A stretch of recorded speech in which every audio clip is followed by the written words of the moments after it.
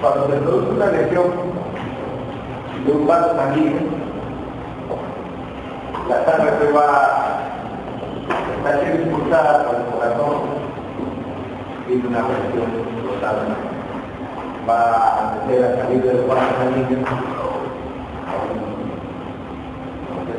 sean muy pequeños, sean por ejemplo capilares, más aún si son más grande, va a tener a salir.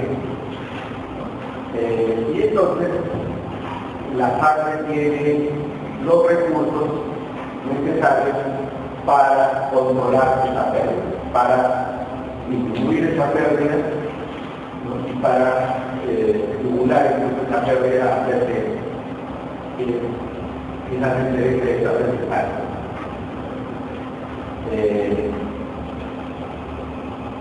Esta importancia pasa por varias fases. La primera de ellas es la vasoconstricción.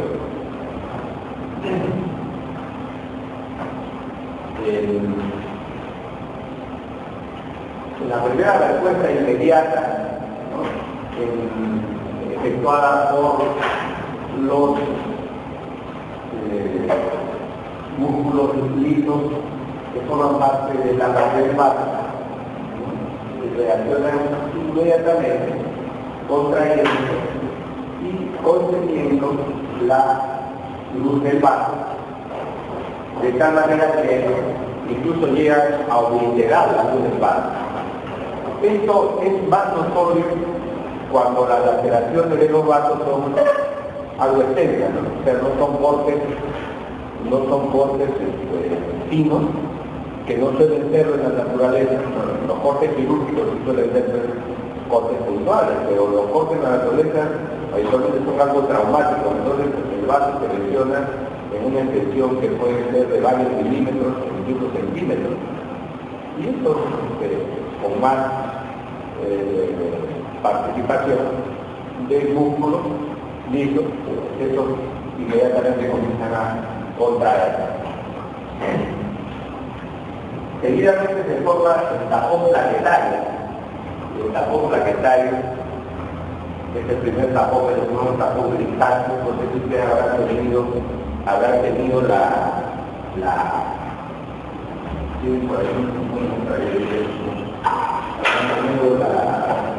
la curiosidad de ver lo que ocurre cuando hay la coagulación.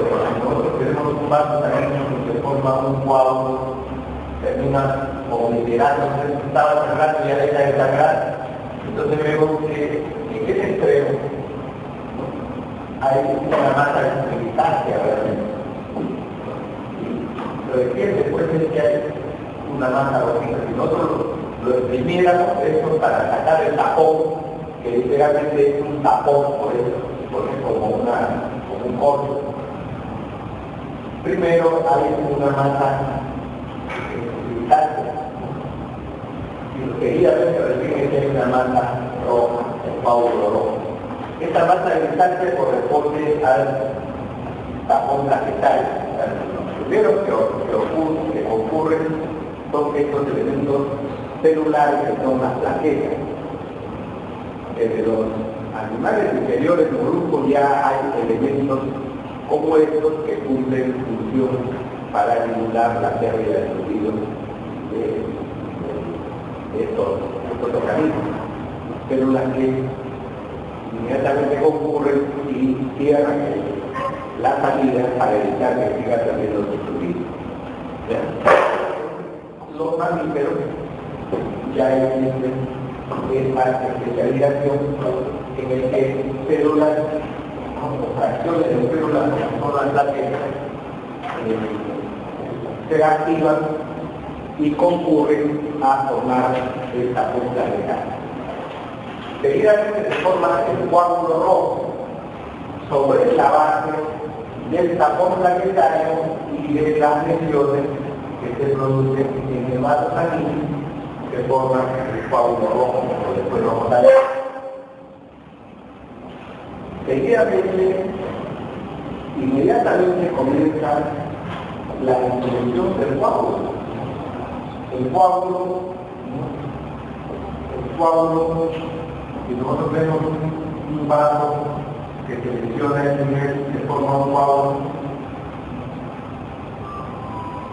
plaqueta y el coágulo rojo, como si pusiéramos una soldadura que tiene que ser pulida. Y entonces el organismo comienza a pulir este coágulo, a desgastarlo, a disminuir el disuelve del coágulo para restaurar la circulación. Y es un caso en el cual ha habido total ruptura del vaso sanguíneo, pérdida total de la continuidad. Entonces, igualmente el coágulo comienza a ser disuelto y en este caso comienza a haber el desarrollo, ¿no?, de tejido cicatricial que termina bloqueando este vaso a la espera de que en alguna otra zona circulación colateral cumpla a esta circulación que ha quedado bloqueada definitivamente. Pero siempre ocurre la disolución del coágulo rojo y se produce la mineralización del vaso o filótico, como estamos viendo. O se mineraliza el vaso o se fibrosa. Todo eso es la hemostasia. No es solamente el proceso de evitar la pérdida sanguínea, sino de restaurar la circulación más o menos como estaba antes. Aquí vemos lo que sucede con un vaso lesionado. Comienza a haber algo de vasoconstricción, que acá no la han dibujado de manera tan intensa, pero la vasoconstricción es un fenómeno tan intenso que a veces por sí solo la vasoconstricción es capaz de controlar una pérdida sanguínea. Se contrae con tanta energía, el cirujano, pegamos de selección de un vaso, se contrae con tanta energía que solito deja ya de fluir sangre. Bien. Entonces comienzan a iluminarse las plaquetas, se forma el coágulo rojo, formación del coágulo de fibrina, y un fenómeno que acá está señalado que forma parte del proceso del coágulo rojo es la retracción del coágulo. El coágulo se retrae también.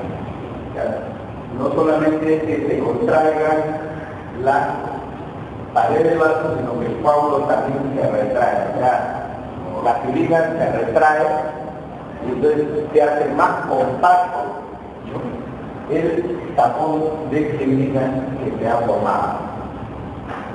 Eso le da mayor consistencia. Y es porque los puntos de anclaje, ¿no?, son firmes, de tal manera que permite que haya esa retracción del coágulo.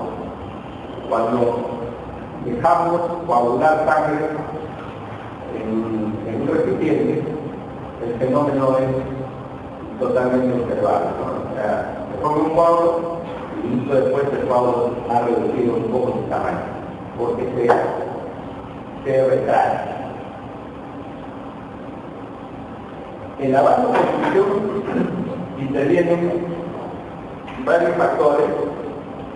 Los principales son el espasmo miógeno, que ha generado por la propia estimulación de la naturaleza. O sea, la tensión desarrollada por la naturaleza hace que el vaso se contraiga. Si nosotros estimuláramos mecánicamente nuestros vasos sanguíneos, también ocurre lo mismo. La naturaleza de nuestros vasos se va a contraer un poco. y hay traumatismos de golpe. O sea, no es necesario que haya ruptura, pero si hay lesiones físicas, si hay lesiones, las sustancias producidas, ¿no?,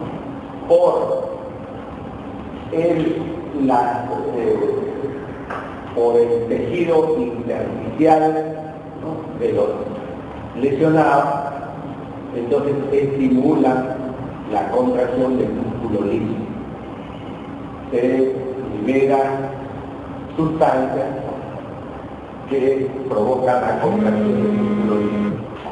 Serotonina, histamina, son secretadas por los mastocitos que están ahí presentes como células difundidas en todo en todo nuestro organismo. Bien, hay un espasmo miógeno y se ve también de manera muy notable los tromboxanos. Tromboxano A2, que es producido por las plaquetas. Las plaquetas se activan y producen tromboxano A2, liberan tromboxano A2, y este tromboxano A2, que es un derivado del ácido araquidónico, como recordarán, entonces es un potente vasoconstrictor. Es uno de los más potentes vasoconstrictores que existen.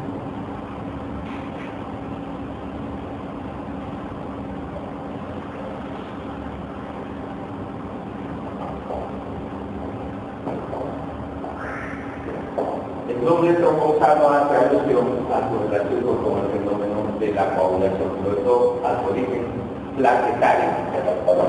Los plaquetas también se llaman trombocitos, como ustedes recordarán. Trombocitos o plaquetas, ¿cierto? También se ve de la serotonina, que es secretada por los mastocitos adyacentes y también por las plaquetas.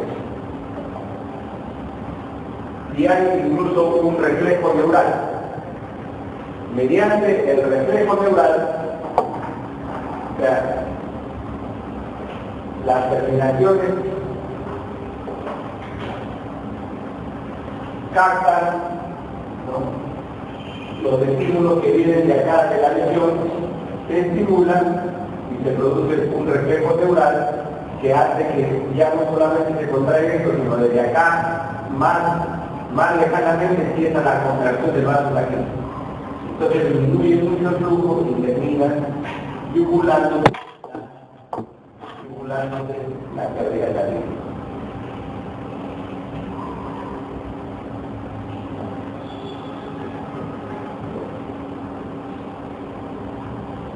Vamos a ver las plaquetas. Las plaquetas son células o fragmentos celulares derivados de pega caliente.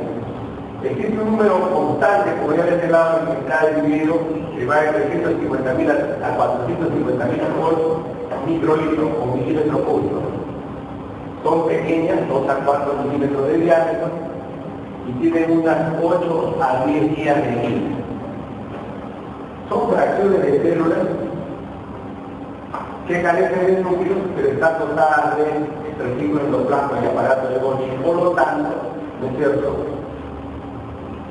teniendo el mensaje genético, ¿no?, son capaces de continuar el proceso de formación de algunas sustancias dentro de esta célula.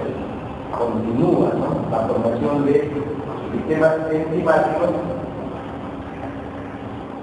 Son ricas en actina y miosina estas plaquetas, lo que permite variar de manera significativa la superficie de estas células emitiendo pseudóforos que les permiten pues aferrarse una plaqueta con otra o aferrarse la plaqueta a la pared de los vasos lesionados. Tienen mitocones que proporcionan ADP de calcio, necesaria para la para la activación de la actina miocina. Tiene sistemas enzimáticos para la producción de tromboxano, para la producción de serotonina,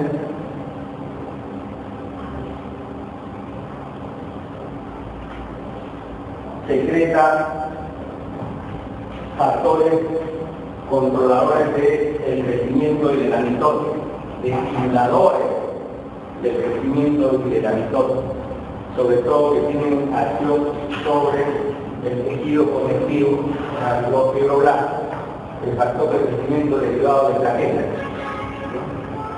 que es un factor que inmediatamente se comienza a liberar como parte del necesario proceso de cicatrización que tiene que ocurrir.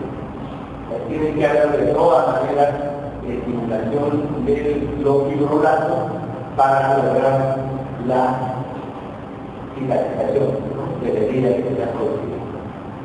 No solamente se activa pues, la coagulación, sino se activa inmediatamente la cicatrización. O sea, las plaquetas también activan la cicatrización.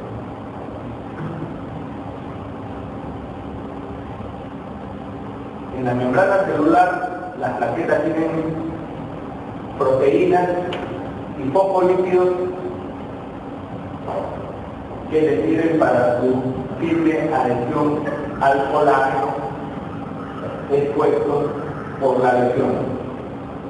El colágeno, ustedes saben que es la sustancia fundamental de la matriz superficial.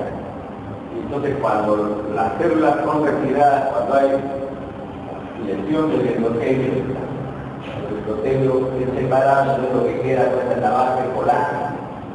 Cuando hay partes expuestas en las que no hay células, lo que estamos hablando de colágeno. Entonces es ahí donde se va a anclar las plaquetas. Y las plaquetas también producen el factor estabilizador de la fibrina, factor 13, que es un factor fundamental de la población, el que estabiliza la fibrina, que hace que la fibrina se mantenga como un polímero firme y estable, como después vamos a ver. El megacalicito es una célula monstruosa, de gran tamaño y multinuclear.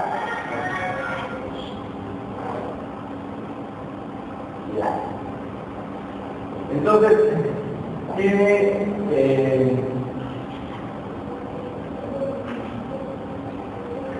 son células realmente poliploides que aumentan enormemente su tamaño,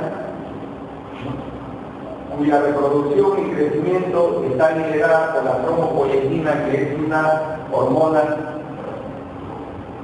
homóloga a la eritropoietina, tiene homología química, ¿no? Y en este caso su función es estimular el desarrollo de megacariocitos. Y estos megacariocitos tendrán que estar para dar origen a la plaqueta. Cada plaqueta tiene membrana celular, su retículo endoplasmático, aparato de Golgi, sistemas enzimáticos, tienen su dotación como para que vivan los 8 a 12 días que vive una plaqueta.